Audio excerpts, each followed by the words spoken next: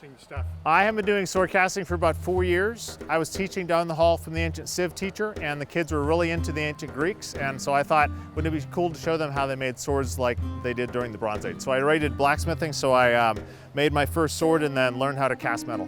Today I have a big group, mostly homeschoolers, who are today casting swords. They start out by choosing a wood sword blank. I have a lot of them just kind of cut out. This one I have here is already finished. This is one of my master swords. This is a Greek Xephos, and so this is kind of a late Bronze Age, state-of-the-art sword from around 700 BC. And so they are sanding right now behind me. They're sanding with belt sanders. They're sanding theirs to shape like this. The popular sword is this one.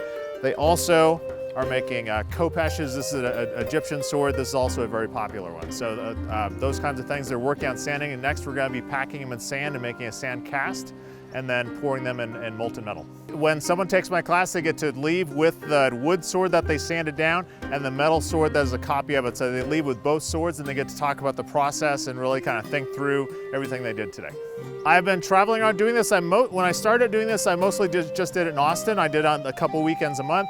And now what I've started doing is I kind of travel all over the country and do this. I did a class up in Minneapolis, Chicago, Milwaukee last summer.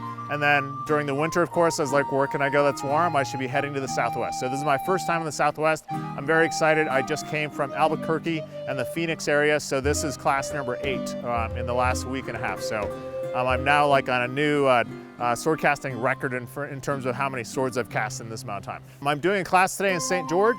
Next I'm heading up to Salt Lake City. I have 2 classes there sold out, and I just added a class in Moab, which is at a dinosaur park and museum, which I'm very excited about. I'm a big dinosaur fan. When I travel like this, I often camp out, and I'm a big rock hound, so I wanted to go to Moab anyway, and going to a dinosaur park is just like over the top cool, so I'm very excited. What I like about sword casting is a number of things. First of all, when you are making a sword out of molten metal, it really kind of takes you back to the beginning of civilization.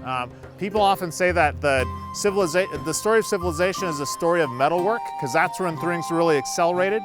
So I'm kind of showing people how the process of how that happened. We talk about the mines that people worked in, and like how they had to work to get the bronze and make that. Bronze was made by accident, so we talk about how bronze was made in the early days. And in this class, I really like how everyone leaves class feeling very proud of their swords. They feel excited about something they've made, and they get to work with melted metal, which they've never seen before. It's a very rare thing to come across. So I feel like I'm giving them a new opportunity and hopefully inspiring future archaeologists and metallurgists and people across a wide range of fields.